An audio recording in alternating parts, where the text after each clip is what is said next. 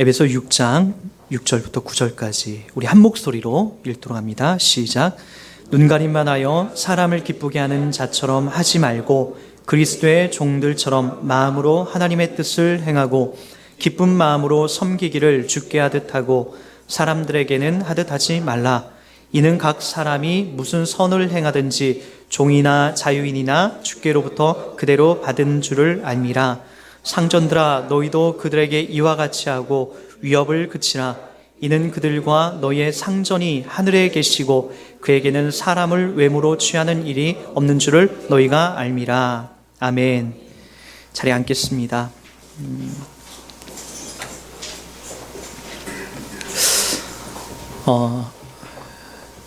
드디어 2015년도 마지막 주일 예배를 저희가 드리고 있게 됐습니다. 저희 어머니께서 저를 기르면서 참 자주 하셨던 말씀이 있어요. 이렇게 밥을 좀 많이 먹어라, 밥 좀 많이 먹어라, 그런 얘기를 참 많이 하셨어요. 그러니까 늘 걱정이 됐던 거죠. 30살이 넘어서 어머니가 이제 돌아가시기 전에도 항상 그 얘기를 하셨던 것 같아요. 야, 밥 먹었냐? 밥 좀 먹어라 하면서 밥을 안 먹은 그 표시가 나면 바깥에서 항상 이렇게 막 불편한 몸을 입고 이렇게 밥을 막 덜거덕 하면서 이제 쩔뚝쩔뚝 하면서 이제 상에다 이렇게 내어오시는 그 어머니를 전 지금도 잊지 못합니다. 저는 우리 하나님도 여러분에게 똑같은 말씀을 하실 것 같아요. 무슨 말씀을 하시냐면, 여러분, 하나님 말씀인 이 밥을 여러분 정말 잘 먹기를 하나님이 원하시는 것 같아요. 이 하나님 말씀의 밥을 여러분 먹지 않고 다른 것들을 여러분 맛보기 시작하면 여러분 분명히 건강하게 자라지 못합니다. 커야 될 사람이 더 크지 않고, 그리고 병이 걸려야 되지 말아야 될 사람이 병을 걸리게 되는 거죠. 그래서 여러분, 아무리 술이 좋고 술에 나오는 치킨이 좋고 그것만 매일 먹다 보면은 어느 순간 여러분들이 그 맛 앞에 망가지고 중독이 되어 이 남들보다 더 일찍 이 땅을 떠나야 되는 것들이 여러분들이 분명히 찾아올 겁니다. 저는 그런 면에서 여러분들이 하나님 말씀을 바르게 읽고 그리고 바르게 이해하고 여러분 삶에 적용하는 것보다 더 중요한 건 없다고 생각이 돼요. 예전에 이제 제가 자랐을 때, 지금도 잊혀지지 않는 한 장면이 하나 있는데, 이 교회에 이제 매일같이 새벽이든 철야든 이렇게 나오셔서 기도하시는 분이 있었어요. 뚱뚱하신 이 집사님이 계셨는데, 어떤 때는 막 불같이 화도 내시고, 불같이 이웃분들과 싸우기도 하셨던 그런 분인데, 어느 날 이제 저희들한테 그런 얘기를 하는 거예요. 야, 너희들 배가 아플 때는 이 성경책을 한번 배에다 얹어놓고 자봐. 배가 시원하게 낫는 것 같아. 야, 머리가 아플 때는 난 집에서 머리에다 이거 베고 잔다? 이 하나님 말씀, 이 성경책을 이렇게 베고 자면 얼마나 아주 머리가 맑아지는 듯한 느낌을 받는지 몰라. 라고 그렇게 얘기를 하시더라고요. 그때는 진짜 그럴 줄 알았어요. 하나님 말씀에 대한 깊이가 없고 하나님 말씀이 무엇을 담아내는지 모를 때는 성경이니까, 거룩한 책이니까, 그래, 배가 아플 때는 배에다 얹어놓으면 이 안에 무슨 신비한 에너지가 나와서 내 배를 낫게 해주고, 내 머리가 아플 때는 이제 내 머리를 시원하게 해주겠지라고, 저도 이제 그 당시는 그렇게 이제 확인을 했었죠.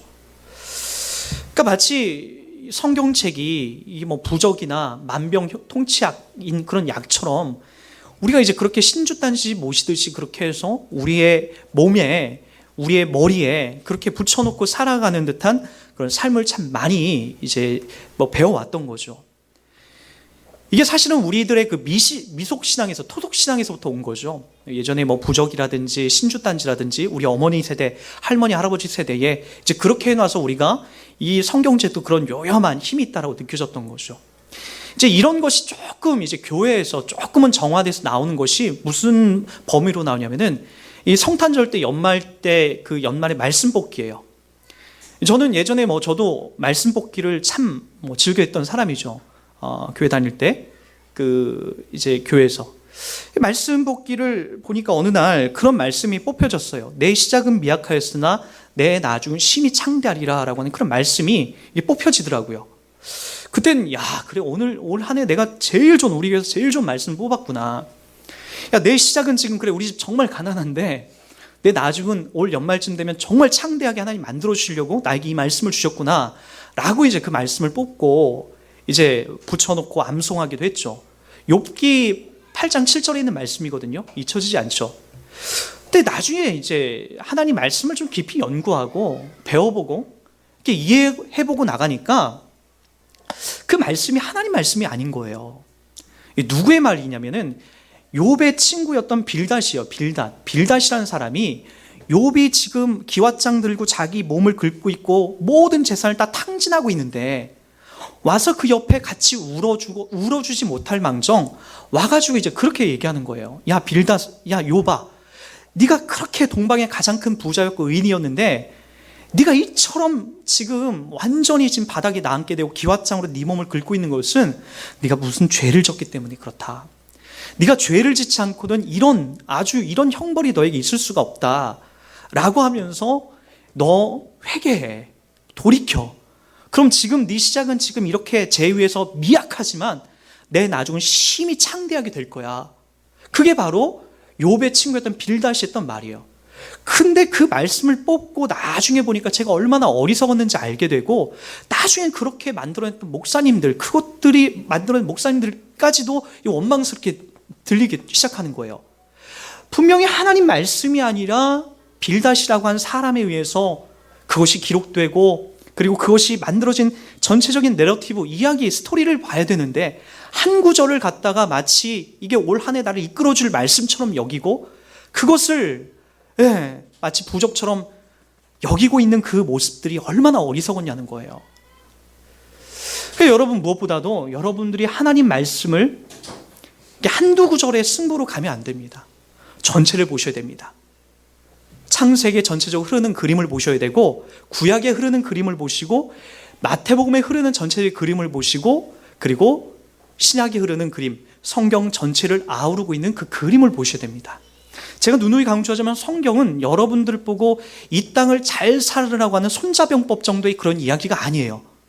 바로 여러분들이 이 땅에서 얼마나 큰 죄인인지를 확인해주고 여러분들이 영원히 구제받을 수 없고 구제불능의 그 자리, 조금만 잘났으면 교만하고 조금만 배웠고 좋은 대학 가면 교만해지고 조금만 재산이 많아지면 다른 사람들을 무시하는 그런 자리에서 내가 서 있는 자와 또 매일같이 죄를 짓고 나쁜 짓을 일삼고 이 세상의 주인이 이 죄를 짓지 않으면 살 수 없다라고 여겨지는 그 죄와 교만의 그 갈등을 이제 꺾어버리고 예수 그리스도가 여러분을 뚫고 찾아오신 그분을 만나고 여러분들이 그분을 닮아가는 삶의 여정을 바로 이 성경이 담아내고 있다는 거죠. 그래서 여러분들이 오늘 하나님 말씀을 또 그냥 읽고 한 절, 두 구절의 그런 승부로 가시면 안 되고 에베소서를 지금까지 우리가 어떻게 배워왔는지를 쭉 한번 보셔야 됩니다. 그것은 여러분 우리가 누누이 성경이 강조하지만 여러분들은 가능성이 없었다는 존재들이라는 거예요. 가망이 없다라는 거예요. 여기 우리들 중에 어떤 분은 좋은 대학에 나오신 분도 있고 꽤 잘 사는 분도 있고 우리 가난한 사람도 있고 좋은 대학에 못 나오신 분들도 있어요. 근데 참 보세요. 여기 우리가 어떤 자로 부름받았는지 신기하게도 다 예수를 믿고 있어요. 예수를 믿고. 이게 여러분 너무나 신기하지 않아요? 못 배웠어도 예수를 믿고 있고 잘 배웠어도 예수를 믿고 있고 부자여도 예수를 믿고 있고 가난해도 예수를 믿고 있어요. 바로 우리가 철저하게 그 죄인의 자리에서 부자이든 가난하든 똑똑하든 안 똑똑하든 그것과 상관없이 바로 부름을 받아서 이 자리에서 예수를 믿고 있고 그분을 담아내고 있다는 거죠. 그게 우리들 가운데 공통적으로 다 부름받은 가장 중요한 증거라는 거예요. 그리고 나서 여러분들에게 이제 더 중요한 게 있죠. 이스라엘 백성들이 출애굽을 하고 바로 간 곳이 가나안 땅으로 비행기 타고 넘어간 곳이 아니라 광야를 걷게 하세요. 400년 동안 이스라엘 백성들이 저 애굽에서 종로를 타고 있었을 때에 그 종의 무게와 그 찌든 삶을 그들이 거기서 습관적으로 다 누렸기 때문에 그 빼내는 작업을 광야 40년의 여정 동안 그 작업들을 진행해 나가는 거죠. 그렇기 때문에 그 광야 여정 동안 실수와 잘못이 그들에게 무던히 묻어나오는 겁니다. 우리도 이 땅을 살아가면서 그렇죠. 예수 믿고 나서 여러분들이 바로 그 다음날부터 갑자기 어느 높은 자리에 올라가는 것이 아니에요. 살아보니까 실수하게 되고 넘어지게 되고 좌절하게 되고 또 내가 또 실수하게 되고 좌절하게 되고 이게 우리의 삶이더라는 거예요. 가만히 보니까 아브라함도 그랬죠. 여러분들의 믿음의 조상이라고 여기는 그 아브라함을 한번 잘 보세요. 창세기 12장 1절, 2절, 3절은 그를 아주 드라마틱하게 부르는 것 같아요. 아브라함아, 너 와라. 내가 너에게 복을 주겠다. 라고 하면서 하나님 그렇게 불러내세요. 그런데 여러분, 아브라함은 얼마 안 있다가 자기 아내 사라를 가지고 저 애굽에 들어갈 때에 자기의 아내라고 여기지 않고 이 동생이라고 해요. 내 아내가 아니다. 좋아요. 아브라함이 처음 시작할 때는 그런 실수와 잘못이 있다라고 해요. 시작이니까. 처음 하나님을 알았으니까. 근데 여러분, 그의 인생의 거의 종반 끝날 때쯤에 아말렉이라고 하는 바로 옆 동네 장군한테도, 그 왕한테도 들어갔을 때도 또 똑같은 실수를 하죠. 그때 뭐라고 하죠? 애굽에서의 실수를 상기하지 못하고 또 똑같이 그곳에 가서도 그 힘과 권력 앞에서 자기 아내를 누구라고? 누이라고 얘기해요. 자기 동생이라고 얘기한다고요. 여러분, 한 번 실수는 누구나 할 수가 있어요. 누구나 그래요. 실수할 수 있는데 똑같은 실수를 두 번 하는 것은 그가 그 정도의 실력밖에 없다라는 거예요. 여러분들은 아브라함을 생각하기에 대단한 믿음의 사람이라고 생각하지만 아브라함의 신앙 여정을 차근차근 따져보면은 매일같이 실수하고 넘어지고, 여러분 결혼한 분들 최소한 우리 딴 집에 가서 예쁜 아가씨 보고 힘과 권력 앞에서도 이 옆에 자기 아내를 두고 누나 나 동생이라고는 하지 않잖아요. 아브라함은 그렇다니까요. 아브라함은 얼마나 그의 신앙의 여정 속에 실수와 잘못과 어거짐이 얼마나 많았는지 보시라는 거예요. 그게 아브라함의 실체예요. 그럼에도 불구하고 그를 누가 믿음의 조상의 반열로 올리키시죠? 아브라함이 잘한 게 아니라 하나님이 그를 어르고 달래서 사람 만들어낸 거예요. 신앙 만들어낸 거예요. 결국에는 자기 자식 이삭을 하나님 앞에 바치는 그 과정, 그 여정을 약 30여 년 동안 하나님이 어르고 달래고 배워서 알려서 30여 년 동안 키워내서 자기 자식 이삭을 하나님 앞에 내가 드려도 그 하나님이 이삭을 내가 갈기갈기 찢어도 살려낼 수 있는 분이라고 하는 그 믿음을 배운 다음에 그제서야 드리는 거예요. 하나님을 믿고 나서 그 다음날 바로 그렇게 드린 게 아니에요. 그건 신앙이 아니에요. 그건 미친 거예요. 그렇게 하는 게 아니에요. 하나님을 배우면서 실수하고 넘어지면서 110살 때쯤 75살에 부름받아서 110살 그렇게 하나님을 성실하게 실수하며 배워간 그 여정 속에서 바로 드디어 아브라함의 믿음이 드디어 하나님으로 인해서 열매를 맺고 빛을 보기 시작하는 거죠. 여러분들도 지금 그 자리에 있다는 거 아십니까? 그러게 하나님 앞에서 여러분 매번 설 때마다 교만하면 안 돼요. 난 다 이루었네. 난 당신보다 뛰어나. 라고 하는 이런 교만한 마음들은 얼마나 하나님 앞에 그것이 우리 가운데 지어지는 큰 죄인지 몰라요. 그러다 어느 날 쫄버덕 넘어진다니까요. 그러게 항상 그분 앞에서 여러분 자신을 점검하고 겸손하게 그분 앞에 서 나가는 훈련을 해나가야 되는 것이고, 오늘 하나님이 내가 이 실수와 잘못 앞에서도 하나님이 참고 인내하고 나를 죽이지 않는다라고 하는, 죽이지 않고 지금도 나를 기다리고 있다라고 하는 그 말씀을 통해서 하나님이 도대체 나에게 무엇을 원하시나, 그걸 여러분 배우셔야 돼요. 뭘 원하시는 거죠? 하나님의 자녀다움을 원하는 거예요. 하나님의 자녀다움. 이 땅 가운데서 여러분들이 세상 속에 속한 자녀가 아니라 내 백성, 내 자녀, 내 새끼, 내가 내 피로 살려낸 너희들이 나를 닮아나가는 그 훈련을 하는 거죠. 그래서 우리가 지금 세 가지를 총 배워왔습니다. 그게 뭐였죠? 가장 중요한 거, 여러분들의 가정 속에서 아내와 남편, 우리 청년들도 이제 결혼 앞둔 청년들이 있다면 이것이 하나님이 우리들 가운데 가장 중요하게 요청하고 있는 가장 우선순위라는 걸 기억하십시오. 교회 나와서 더 많은 헌금을 하고 더 많은 봉사를 하고 더 많은 사람들을 우리 교회 가운데 데려오는 것으로 여러분 1차적인 목적을 삼지 마세요. 가장 중요한 건 여러분이 지금부터 기도해야 될 것은 뭔지 아십니까? 바로 남편과 아내, 내 아내를 사랑하고 내 남편을 사랑하는 것에 가장 우선순위를 두셔야 돼요. 죄송한 말씀인데 2주 전에 이제 저희 아내하고 이렇게 좀 감정적인 좀 트러블이 있었어요. 그리고 이제 지난주가 저희 창립주일 아니었나요? 창립주일 아니었나요? 제가 설교하면서 여러분 되게 힘든 내색을 못했는데 설교자라고 하는 그 사명감 때문에 그래요. 근데 제 마음은 너무나 괴로웠어요. 그 중에 아내와 아주 사사로운 일로 감정적인, 저기 벌써 뭐 통곡 소리가 나오는데, 사사로운 일로 시작된 것이 점점 감정의 골이 깊어지기 시작한 거예요. 그래서 저는 안 그럴 줄 알았는데 아내한테 대화를 하려고 하는데 카카오톡으로 이렇게 대화를 그렇게 하고 있더라고요. 남들한테만 들었지 내가 그렇게 할 줄 몰랐어요. 그리고 나서 그 주일을 그렇게 보냈어요. 감정적인 골이 깊어지고 나서.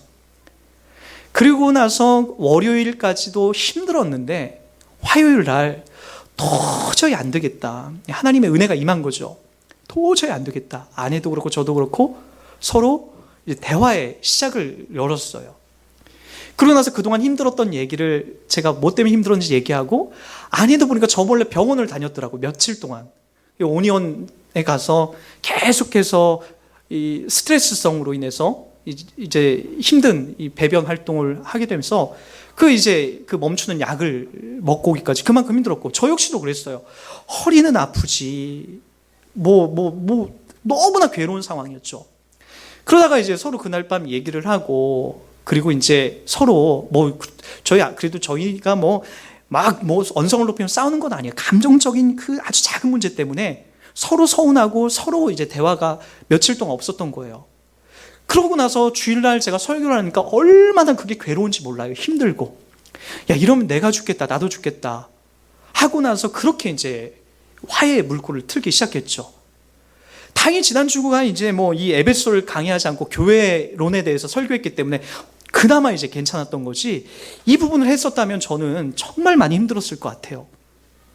그리고 나서 아내와 이제 또 사사로운 문제가 있을 때마다 제가 이제 먼저 미안하다라고 하고, 또 아내도 또 어떤 문제 앞에서 있을 때마다 또 먼저 서로 미안하다고 해서 맨 처음부터 시작될 만한 그런 일들을 제어해 나가죠. 저희도 마찬가지요. 자녀를 키우고 양육하고 아이들을 어린이집에 보내고 아침부터 이것저것 준비하다 보면은 서로 가운데 바쁘고 몸이 아프고 하다 보면은 여러 가지 서운한 감정이 들죠. 그것을 이야기하지 않고 대화로 풀지 않다 보면은 이상한 감정의 골이 깊어져서 서로 정말 멀어질 수밖에 없는 그런 환경이 멀어지게 되는 거더라고요.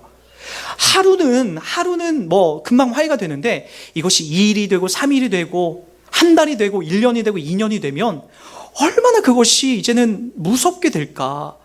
제가 한 4, 5일 그렇게 아내와 그렇게 지내다 보니까 그것이 너무나 힘든 거예요.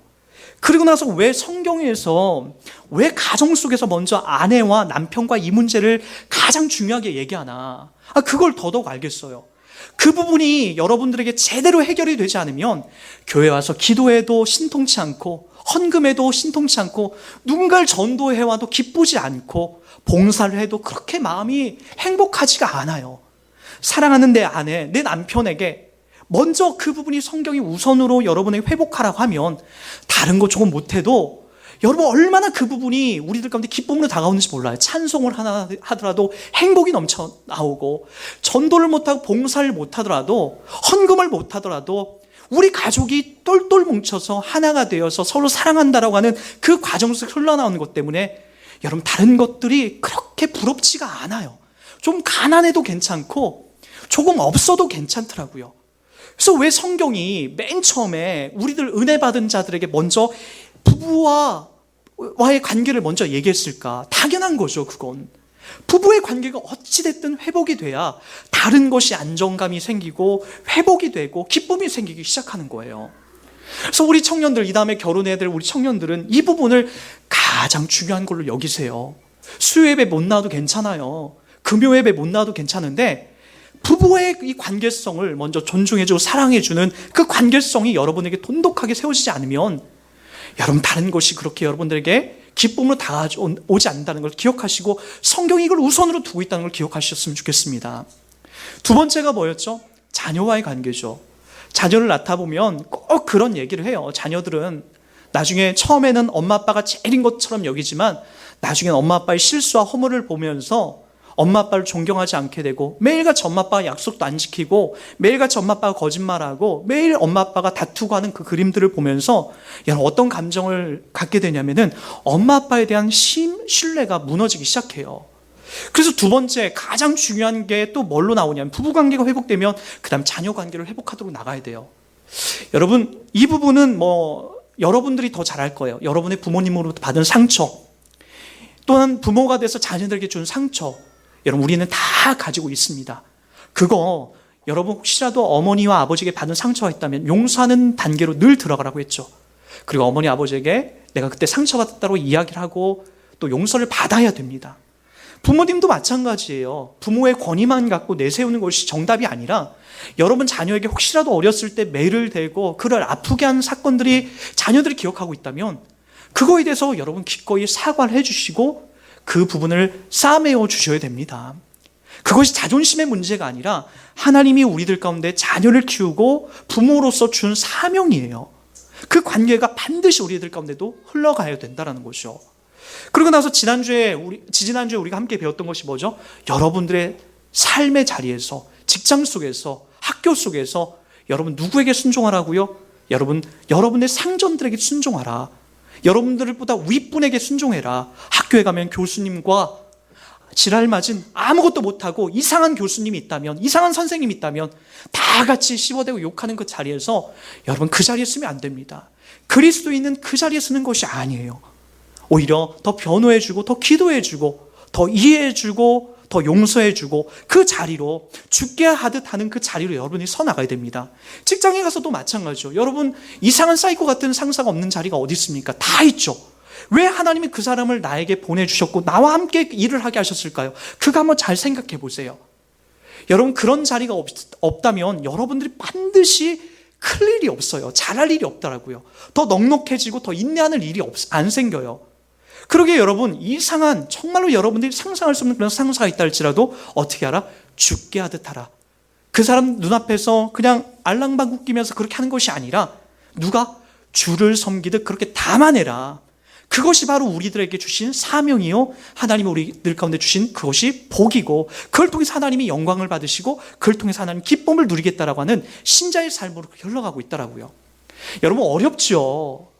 그래서 제가 누누이 얘기하지 않습니까? 예수 믿으면 그 다음날 갑자기 구름을 타고 비행기를 타고 슝슝슝 날아다니는 것이 아니라 어떤 일이 벌어진다고요? 죽었다라고 복창하는 거예요.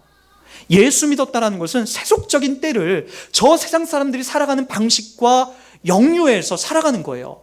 그래서 연어들이 바다에 갔다가 자기 고향으로 들어올 때는 죽을 각오를 하고 자기 고향 본향으로 돌아가는 것 아닙니까? 우리도 어디에 하나님께로부터 왔기 때문에 하나님의 자녀로서의 그 삶을 살아가는 것은 죽을 각오를 하고 살아가는 거예요. 힘들죠. 괴롭죠. 그것이 안 괴로운 것이 어디 있습니까? 괴로운 그 인생, 그렇게 주님을 닮아가면서 그 삶을 우리가 담아내는 거죠. 그것이 우리들 가운데 주신 여러분 신자의 사명이요 삶이라는 것을 여러분들이 단 한순간도 놓치지 말았으면 좋겠습니다. 그러고 나서 오늘은 그 이야기를 하는 거예요. 이제 상전들이요. 상전들아 너희도 그들에게 이와 같이 하고 위협을 그치라. 이는 그들과 너희의 상전이 하늘에 계시고 그에게는 사람을 외모로 취하는 일이 없는 줄을 너희가 알미니라. 이 당시에는 종이, 부자인 사람들이 종을 3명이든 4명이든 기르고 있었어요. 재산이었죠. 근데 종을 이 당시에 말을 안 듣고 또 종들이 이렇게 게으르거나 또 이상한 사고를 치면 물건이었기 때문에 그냥 죽여도 상관없었어요. 귀를 자르거나 팔을 자르거나 종을 물건 다루듯이 그렇게 했다고요. 근데 이 당시에 그것이 모든 것이 합법화되었었고 그것이 정답이었지만 사도 바울은 뭐라고 얘기하냐면은 위협을 그치라라고 얘기를 하면서 상전들아 너희도 그들에게 이와 같이 하라고 해요. 이와 같이 하라는 게 뭐죠? 우리 종들에게 부여받았던 그 사명이에요. 6절, 7절, 8절이죠. 우리 한번 그 부분 읽어보도록 할게요. 시작. 눈가림만 하여 사람을 기쁘게 하는 자처럼 하지 말고 그리스도의 종들처럼 마음으로 하나님의 뜻을 행하고 기쁜 마음으로 섬기기를 주께 하듯 하고 사람에게 하듯 하지 말라. 이는 각 사람이 무슨 선을 행하든지 종이나 자유인이나 주께로부터 그대로 받을 줄을 알미니라. 여기 우리들은 이제 나이가 먹어가다 보면은 대부분 다 상전에 위치해 있어요. 높은 자리, 갑에 위치해 있는 거죠. 자녀들 앞에서도 우리가 갑의 위치에 있고, 직장에 나가서도 우리가 나이가 먹으면서 갑의 위치가 진급이 돼서 올라가 있어요. 이 마트에만 가도 우리들한테 굽신거리는 그 서비스 업종에 종사하는 분들이 있지 않습니까? 식당에 가서도 우리가 매일같이 상대하는 것은 종업원이라든지, 또 식당에 가서 이제 뭐 일하시는 그런 분들과 매일같이 우리는 이렇게 움직이게 되는 거죠. 좋은 차를 타고 다니면 안 좋은 차를 타고 다니는 사람들이 을처럼 보여요. 저도 그랬다고 했죠. 마티즈를 타고 다니다가 프라이드를 타고 다니는데, 마티즈 타고 다니는 사람들이 얼마나 깔짝대는지 몰라요. 비켜줬으면 좋겠어요. 근데 안 비켜요. 그럼 이제 화가 나죠. 제가 피해서 가죠. 근데 이제 저희 처남 때문에 이제 처남이 이제 마티즈를 가져가고, 저에게 이제 아반떼 하이브리드를 저희 애기도 있다고 해서 이렇게 바꿔줬어요. 저는 좀 우리 처남 같은 사람이, 저는 제 처남이 됐다는 것이 또 얼마나 고마운지 몰라요. 예. 예, 그렇게 선물을 해줬는데, 그다음부터는 이 프라이드 같은 것들이 잘 안 보여요. 며칠 전에 이제 우리 처남이 이제 타서, 제가 옛날 타던 차를 집에 가지고 왔더라고요. 그래서 옛날 생각도 할 겸 다시 그 차를 탔는데, 내가 어떻게 이 차를 타고 다녔나, 이렇게 소리도 크고 디젤이다 보니까 변질이 됐더라고요. 제가 소리 안 나는 아반떼를 타고 다니다 보니까. 그러면서 생겼던 마음이 뭐냐면은, 내가 좋은 차를 타고 다니면서 안 좋은 차를 타고 다니는 사람들한테 내가 충분히 그럴 수 있겠구나, 내가 갑이 될 수 있겠구나, 혹시라도 내가 앞으로 좋은 차를 타고 다니면, 내가 이거 안 좋은 소형차, 경차를 타고 다니는 사람, 안 좋은 차를 타고 다니는 사람한테 나도 충분히 그들을 무시할 수 있겠구나, 이 공간 안에서 내가 보호되고 있으니까. 그런 마음이 들으니까 얼마나 제가 무서운지 모르겠어요. 여러분, 우리는 언제 어디서나 이 갑의 위치에 있을 수 있어요. 자녀들 앞에서도 갑이라고 생각되고, 언제 어디서나 우리는 우리의 밑에 사람들을 그렇게 조정하고, 그리고 그들을 밑에 하극 사람으로 이렇게 볼 때가 있다고요. 여러분, 그럴 때마다 여러분들이 어떻게 서야 합니까? 오늘 주님께서 그렇게 말씀하고 있죠. 눈가림만 하여 사람을 기쁘게 하는 자처럼 하지 말고 그리스도의 종들처럼 마음으로 하나님의 뜻을 행하라고 나와요. 여러분, 제가 예전에 참 좀 큰 충격적인 한 사건을 제가 발견한 적이 있어요. 교회에선 정말 멋진 집사님이셨어요. 잊혀지지가 않아요. 교회 청소면 청소, 그리고 헌금이면 헌금 생활, 그리고 목사님이 무슨 한마디 하면 즉각적으로 그 일을 순종해내는 그런 집사님이셨어요. 심지어는 해외의 그 단기 선교에 이렇게 나가는데, 가실 분 하니까 결혼하고 애들도 있는데 본인이 직접 가겠다라고 신청해서 이렇게 나갔다 오시기도 했어요. 그리고 앞에 나와서 간증도 하시고 얼마나 충성스럽게 교회를 섬겼는지 몰라요. 그런데 제가 그 장면을 보면 안 되는데, 한 장면을 보게 됐어요. 이 교회를 개척하면서 서류를 이제 떼가지고 여기저기 다니다가, 이제 제가 운전하고 여기 안양권에서 이렇게 운전하면서 가고 있는데, 어느 한 차가 이제 갑자기, 이제 저는 다른 옆 차선이 있었고요. 바로 뒷차가 앞으로 부흥 오더니, 뒤에 다른 차한테 창문을 열고 이 가운데 손가락을 쭉 올리면서 막 흔드는 거예요. 막 이렇게. 근데 그게 얼굴이, 제가 그분 얼굴을 봤어요. 알고 보니까 제가 아는 집사님이에요. 그분이에요. 너무나 교회에서 열심히 성실하게 일들 담아냈던 그 집사님, 단기 선교도 나가시고 열심히 하셨던 그 집사님이 가운데 손가락을 열고 뒷사람에게 화가 났겠죠. 어떤 일인지 모르지만. 그런데 그 집사님이라는 것을 제가 알고 나서 얼마나 제가 큰 충격을 받았는지 몰라요. 그분은 안 그럴 줄 알았거든요. 다른 분은 그럴지라도 그분은 안 그럴 줄 알았어요. 근데 여러분, 우리가 대부분이 다 이런 모습을 살고 있다는 거 아십니까? 내가 좋은 차를 타고 다니고, 내가 돈이 있고, 내가 권력이 있고, 내가 지위가 있고, 내가 높은 자리에 있다라고 하면, 누군가가 나에게 힘들게 하고 누군가 나에게 위협을 가하면 가운데 손가락 뿐입니까? 욕을 하고 담아내죠. 그것이 우리들의 모습이죠. 식당에 가서도 마찬가지 아닙니까? 나를 기분 나쁘게 하는 종업원이 있다면, 나에게 화나게 하는 종업원이 있다면 불러다 내놓고 우리가 혼내키고 모욕을 주려고 하는 그 본능적인 야성이 우리 가운데 있지 않습니까? 우리는 다 그런 것 같아요. 교회에서는 안 그러거든요. 교회에서는 다 천군 천사가 돼 있는 것 같고 참으로 멋진 사람으로 존재하는데, 밖에만 나가면 나를 추월하는 그 차, 좋지도 않은 차 타고 다니는 그 사람에게 갑의 위치에서 내가 횡포를 가하려고 하고 있고, 집에 가서는 자녀들, 내 아내들이 아니 아내죠. 네. 아내 앞에 횡포를 가려고 하고 있고, 그것이 우리들의 삶이 되고 있다라고요. 여러분, 그런 삶을 성경이 철저하게 거부하고 있어요. 우리의 삶의 모든 사람들, 만나는 모든 사람들을 다 누구처럼 여겨라? 주님처럼 여겨라. 우리 한번 이 말씀을 한번 점검하면서 나가볼게요. 마태복음 25장으로 한번 가보세요. 마태복음 25장 우리 31절부터 제가 한번 읽어드릴게요.